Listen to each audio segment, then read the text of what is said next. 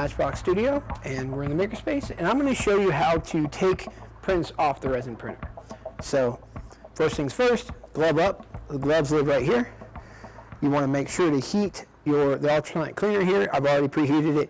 It does take a while, like maybe 15 minutes to heat. And then go over here to your alcohol and go ahead and take that lid off. Turn it around so you can drop your prints in. All right, so my print jobs are done. It's 6 hours later. I can take this off, put it up here. This right here unscrews. You want to unscrew it, and a lot of times you can actually turn it to the side and actually hang it, if you unscrew it enough, hang it here and let it drip. Okay, this one's been dripping for a little bit, so I'm going to give it just a second more. And it looks like my print job is pretty good. It came up a little bit here, but for the most part that'll work. I'm going to now take this and I'm going to put it in the Ultrasonic Cleaner. And I don't want to hurt my prints, so I'm going to put them down to the side. So I kind of put them down, not directly down, but away from me. And you want to submerge them and the plate completely in the water. Go ahead and shut this as best you can. Sometimes it doesn't shut all the way. And then go ahead and set the timer to 1 minute and hit timer 1 minute and then hit go.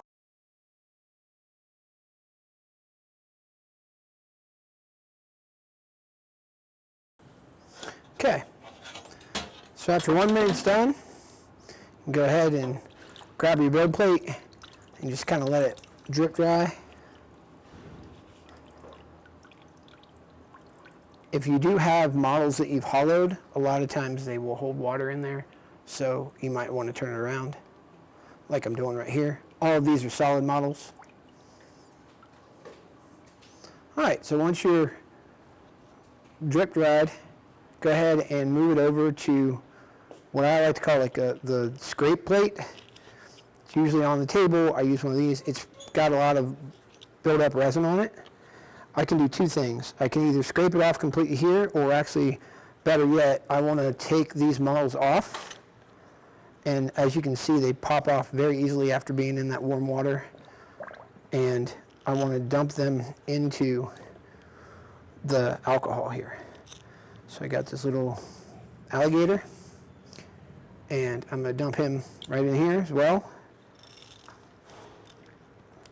They don't always just pull off like this, but these are very well supported models.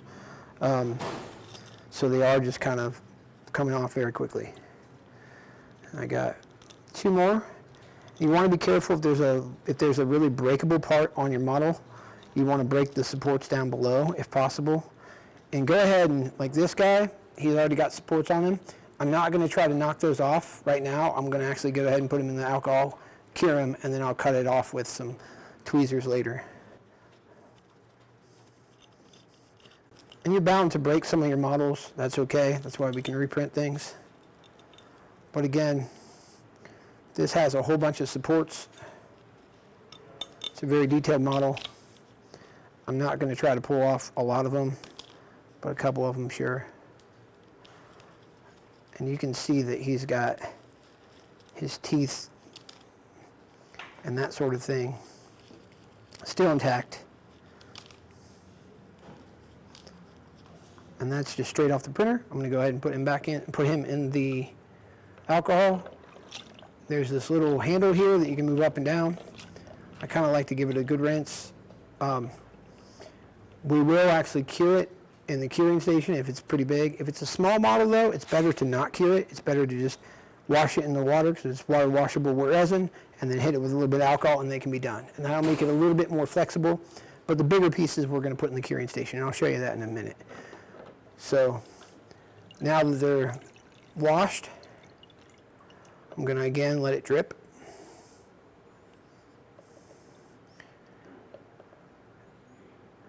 And then I'm going to come over here to a clean space and put them down in here. Sometimes I'll just go ahead and so you can see, I'll put them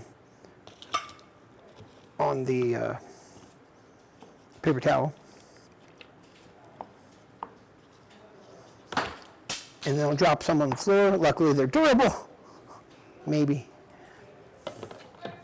I'll go ahead and shut this. It does not smell the best, so keeping this closed as much as possible is good.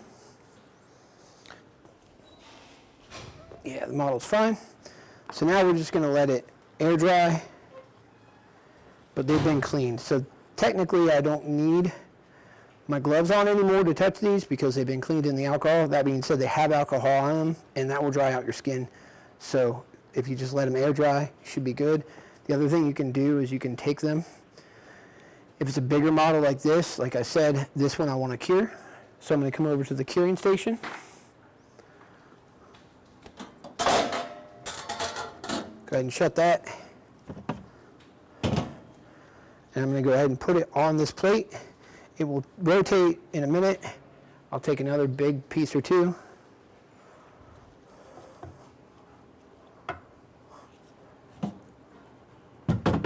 Put that down. Turn this knob to 1 minute, sometimes 2 minutes. Right now I'm just going to do 1, and then then you press in on it. It starts it up. It's going to rotate your model all the way around. It's going to hit it with UV light. It's going to cure that resin completely. Again, if it's a small model that has like very fine detail, you don't want to do this at all because it'll make it a little bit more rigid. It'll make it more breakable. So then you need to clean this plate. It's the last thing. Luckily, the whole plate went in the water, so it should be able to just be scraped off pretty easily. You don't want to, if at all possible, you don't want to hold this because as you're pushing down, it can move this around and then you're going to have to re-level the plate. So what you'd like to do is hold the actual plate itself and just take this scraper and really try to get down underneath that entire support layer.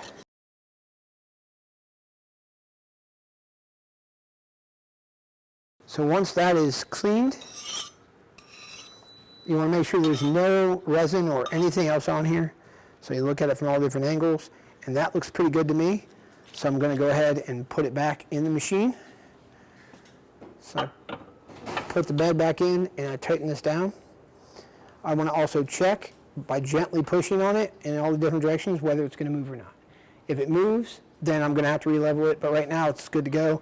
I just need to fill more resin in here and put the cover on it. Once again, I'm James Wolfgard from MatchBOX Studio, downtown Lafayette, Indiana, and thanks for watching.